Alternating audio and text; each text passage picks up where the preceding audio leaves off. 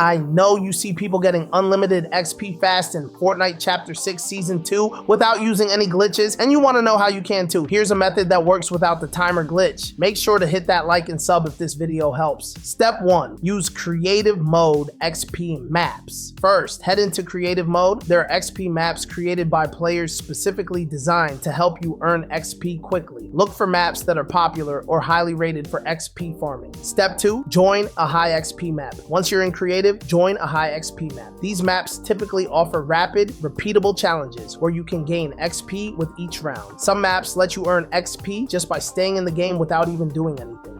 Step 3. Complete challenges. In these XP maps, complete simple challenges like shooting targets, building structures, or collecting items. Some maps also have built-in mini games that award tons of XP as you play. Step 4. Play in squads or duos with friends. Another quick way to rack up XP is by playing squads or duos with friends. You'll get bonus XP for completing team challenges and victory royales. The more teammates you have, the faster you can earn XP. Step 5. Use daily and weekly challenges.